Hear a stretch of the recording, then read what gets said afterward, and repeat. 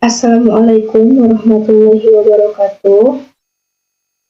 Rabbi shrah sadri wa yassir li amri wahlul 'uqdatam min lisani yafqahu qawli.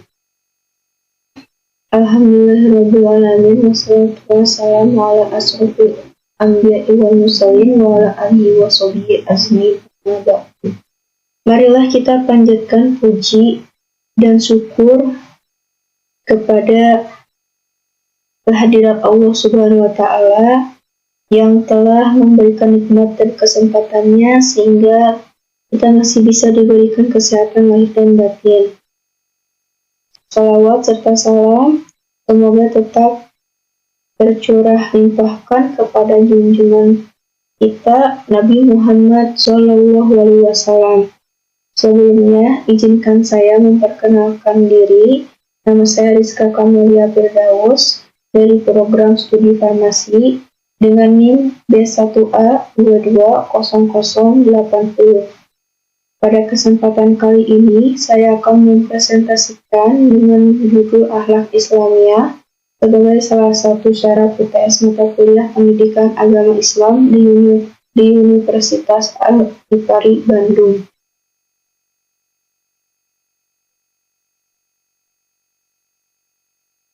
Outline kali ini yaitu yang pertama, di bab pertama ada pengertian, ciri-ciri akhlak, akhlak etika, moral, dan budi pekerti. Lalu ada perbedaan akhlak, etika, dan moral. Lalu di bab 2-nya ada pembentukan akhlak, tahapan pembentukan akhlak, dan macam-macam akhlak. Lalu di bab ketiga ada pembagian akhlak dan karakteristik akhlak Islam. Yang di bab 4 ada akhlak dan aktualisasinya dalam kehidupan, dan yang terakhir ada kesimpulan serta penutup.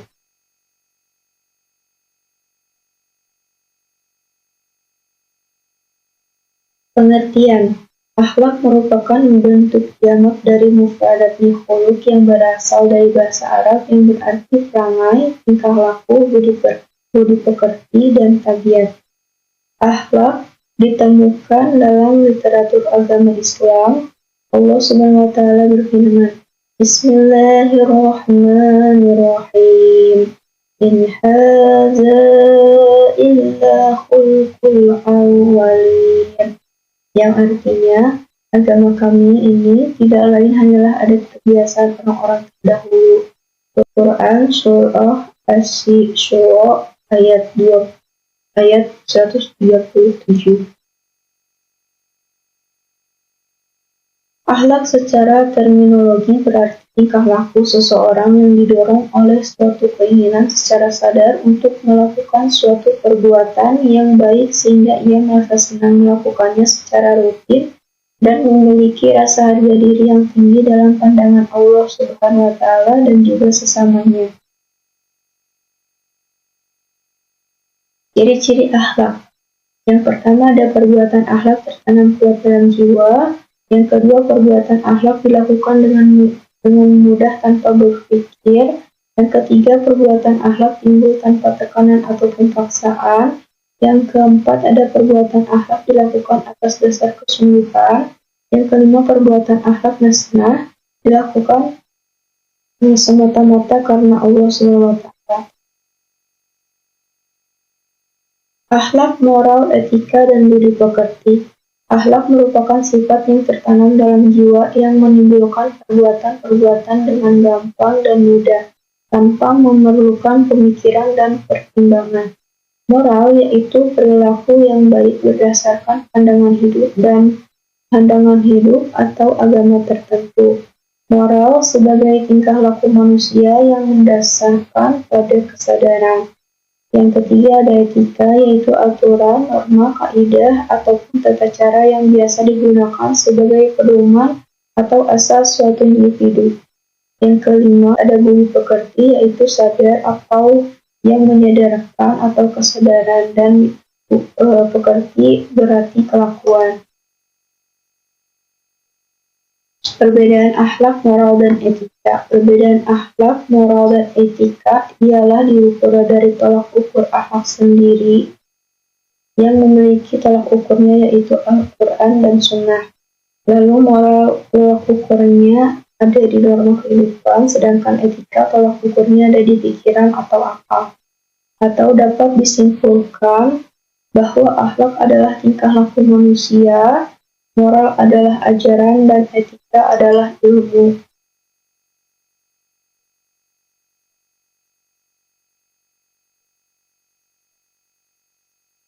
Adapun definisinya dapat dilihat beberapa pendapat dari pakar ilmu akhlak, antara lain dari Imam Al-Ghazali yang mendefinisikan akhlak sebagai berikut.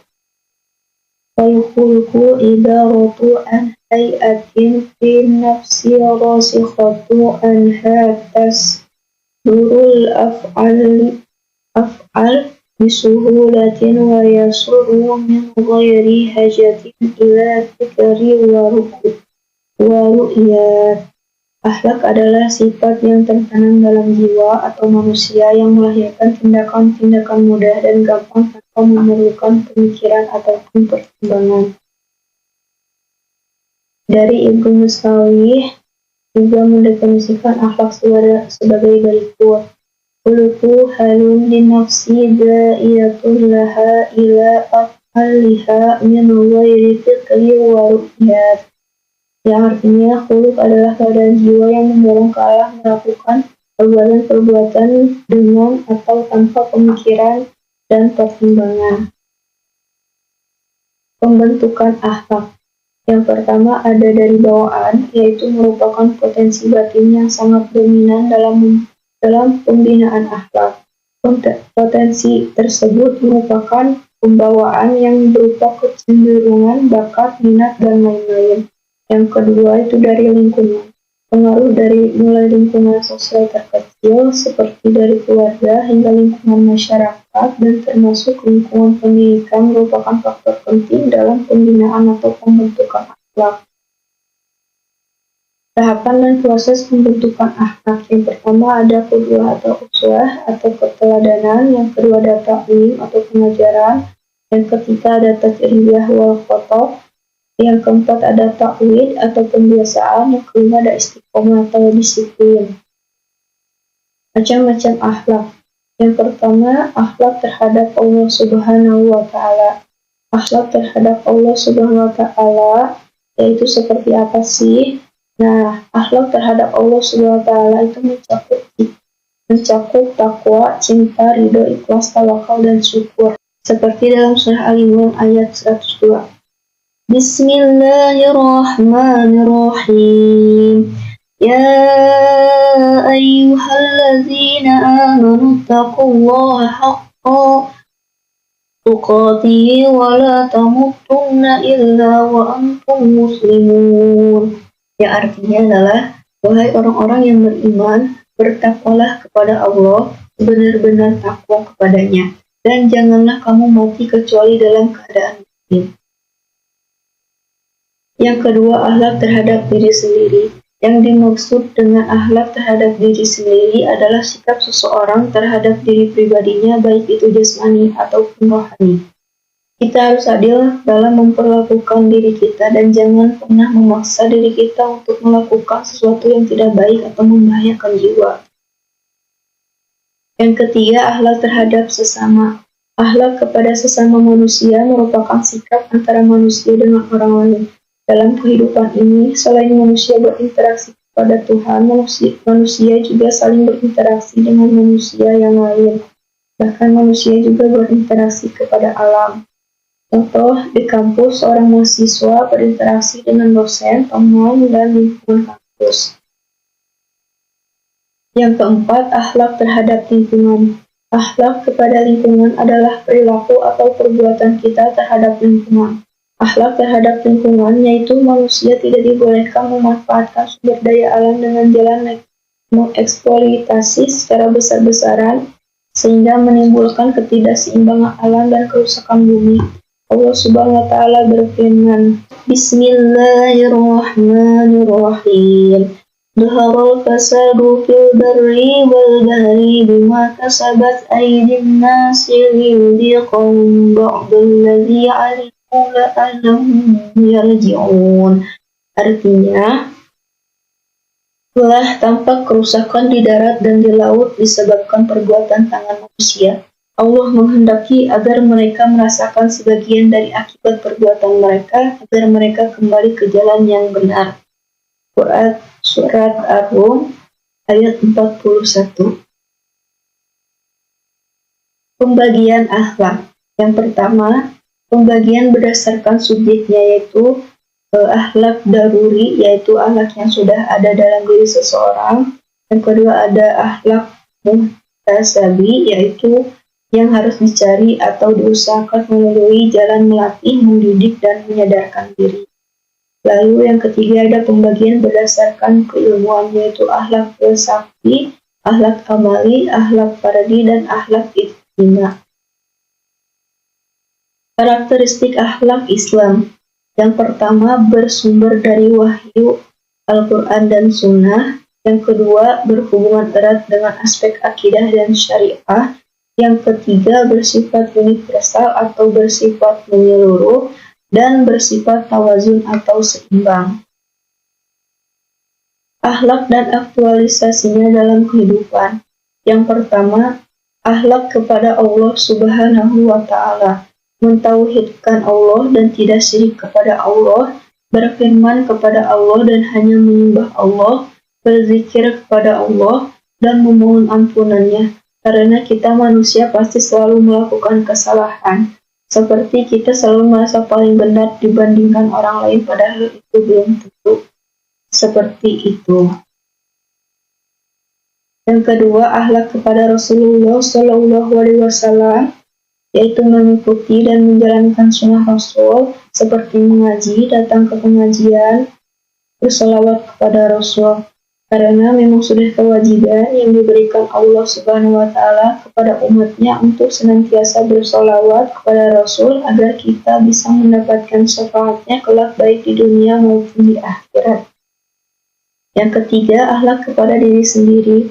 Yang pertama, sikap sabar. Kita harus selalu sabar dalam keadaan apapun dan bersikap sabar dapat menaikkan derajat manusia. Yang kedua, ada sikap syukur. Kita harus selalu syukur atas segala hal yang telah Allah berikan kepada kita. Seperti contohnya, bersyukur bisa kembali terbangun dalam tidur, bersyukur ketika kita bisa melihat keindahan alam, bersyukur ketika kita bisa berbicara, ketika kita bisa mendengar, ketika kita bisa berjalan, dan lain sebagainya. Yang keempat, akhlak kepada keluarga.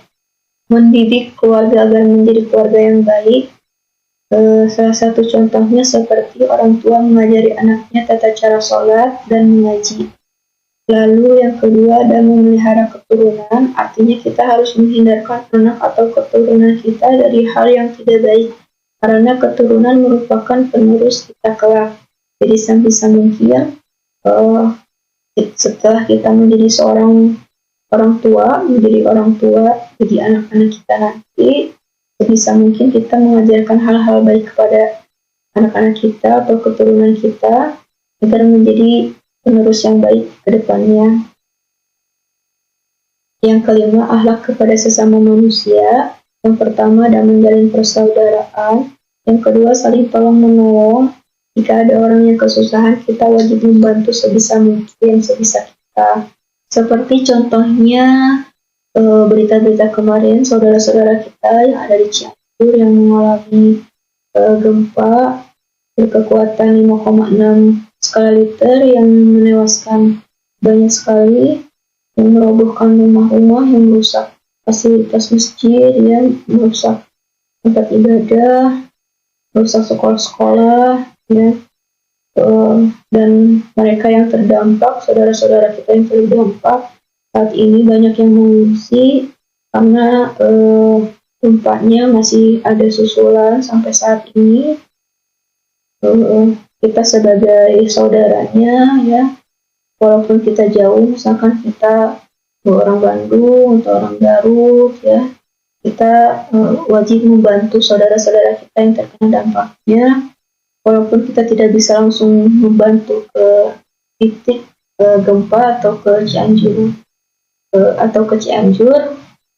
kita bisa bantu dengan cara yang lain, bisa berdonasi, ya, bisa bersedekah dalam bentuk makanan atau dalam bentuk pakaian atau dalam bentuk tenda atau dalam bentuk tikar atau apapun itu mereka butuhkan, ya, yang dan kita punya kita kasih sedikit, ya, lalu menepati janji yang merupakan sebagian dari iman.